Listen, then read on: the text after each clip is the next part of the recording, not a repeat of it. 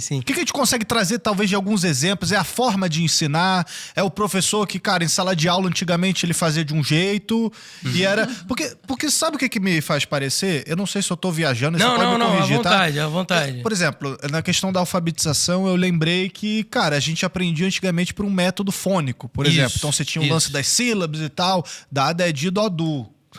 Babebi, bobu, aquela coisa toda. Exato. E, cara, você aprendia, entendeu? Exato. Hoje em dia, você tem esses métodos, construtivistas, que não sei o que e tal. Você tem que ensinar a criança, ela errou, mas ela vai aprender com erro e não, daqui a pouco ela tá falando errado agora, mas daqui a pouco ela aprende, não conserta ela, não, sabe? Tipo, não pode constranger a criança. Sim. E aí, cara, você tem crianças hoje de, sei lá, 6 anos que não sabe ler.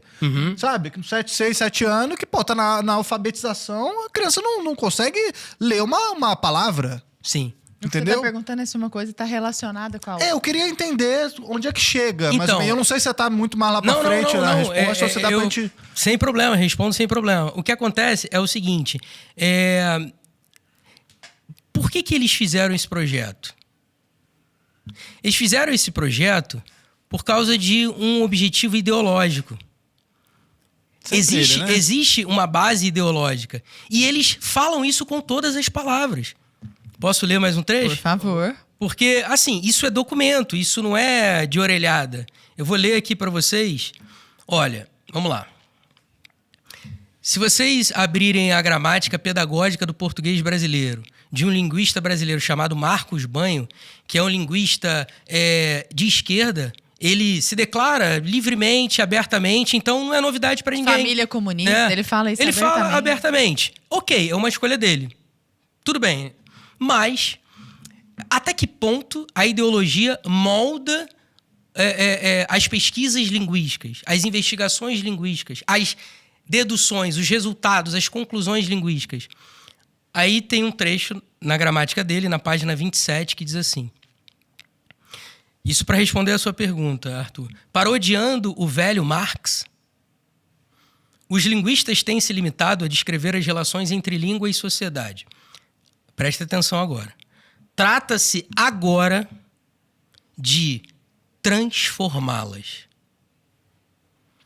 Essa transformação pode ser feita por meio da formulação de um discurso herético de heresia, como escreve Pierre Bourdieu.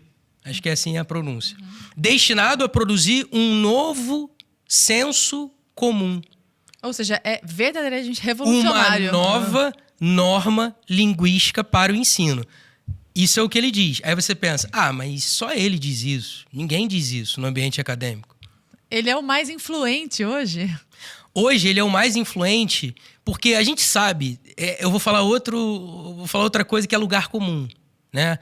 Só as pessoas que não querem ver é que, sei lá, ficam se escondendo, sei lá por quê, ou de repente por terem algum projeto específico, retórico, discursivo sobre isso, mas a gente sabe que as universidades são majoritariamente, estatisticamente falando, já há pesquisas sobre isso, são majoritariamente progressistas, são majoritariamente de esquerda. Ok. É assim que nós vivemos dentro da nossa linha do tempo? Hoje, eu com 41 anos, vocês na casa dos 30. Então, quer dizer, pode ser que daqui a 40 anos isso mude? Pode ser que daqui a 100 anos isso mude? Não saberemos. A questão é, hoje é assim. Então, se é assim, olha o espírito. Vou continuar lendo. É um livro chamado Gramáticas Brasileiras, com a palavra Os Leitores. Do Francisco Eduardo Vieira e do Carlos Alberto Faraco, que são os organizadores. Esse livro é de 2016. Olha isso. Kuhn, 1962, que é um linguista, afirma que as revoluções científicas... É um cientista, né? Afirma que as revoluções científicas assemelham-se às revoluções políticas. Olha a construção do discurso de mais um linguista brasileiro. E eu alargo seu pensamento ao contexto das produções emergentes das gramáticas do português brasileiro. Seus autores e partidários veem-se unidos numa causa não só científica, mas sociopolítico-ideológica. Eles não escondem, é claro. Não à toa, as características que Kuhn afirma pertencerem às revoluções políticas e científicas podem ser apontadas como constitutivas da, olha a palavra, a seleção lexical é muito importante, né, Lara? Da revolução do fazer gramatical brasileiro. Agora, note a palavra em caixa alta e a sequência. Olha a palavra que o cara seleciona.